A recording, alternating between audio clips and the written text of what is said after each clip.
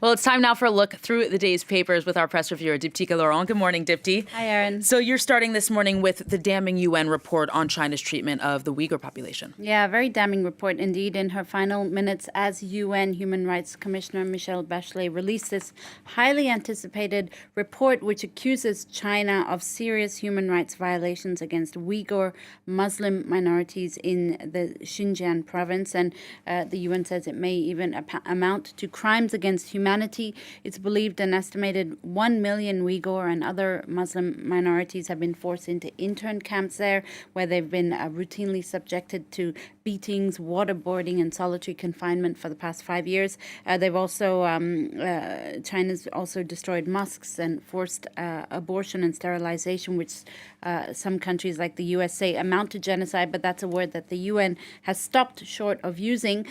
China, for its part, rejected the report as an anti-China smear based on disinformation. Beijing actually released its own counter-report.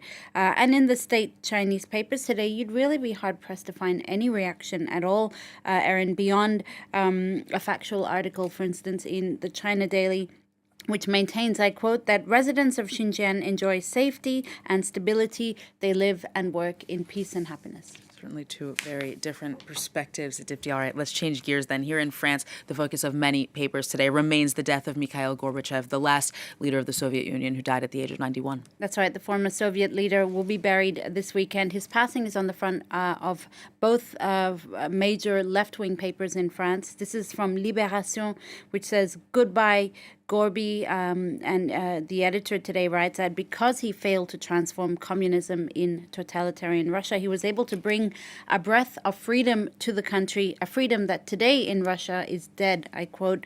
The paper dedicating nearly 10 pages to Mikhail Gorbachev's legacy. The headline on L'Humanité, that's a French communist paper, well, it reads pretty much the same, "Goodbye, Gorby."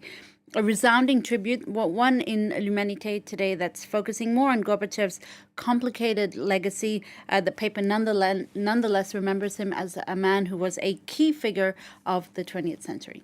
And Dipty, finally from you, there is a pilot in the United States who was filmed admonishing his passengers mid-flight because of some racy pictures that he was receiving. Yeah, well, rowdy passengers there en route to Cabo San Lucas kept airdropping nude pics to the pilot's phone. Airdropping, if you don't know what that is a function that allows iPhone users to send each other files without a Wi-Fi or cell connection. And it appears that the pilot kept receiving unwanted nudies on his phone. Gizmodo reports that a passenger recorded a video of the pilot and posted it to TikTok. The pilot's heard telling his passengers, I quote, "Whatever that airdrop thing is, quit sending naked pictures," or else he threatened to turn the plane around. It may sound like a cheeky in-flight prank, but sending nudes is considered cyber flashing. It's a criminal offense in some U.S. states, and it is unfortunately something that is getting a lot more frequent these days. Definitely also don't want to be distracting the pilot of your flight. Exactly. Dipty, hard to imagine. Seems like a bad idea. Yeah, Dipty, for many reasons. Yeah.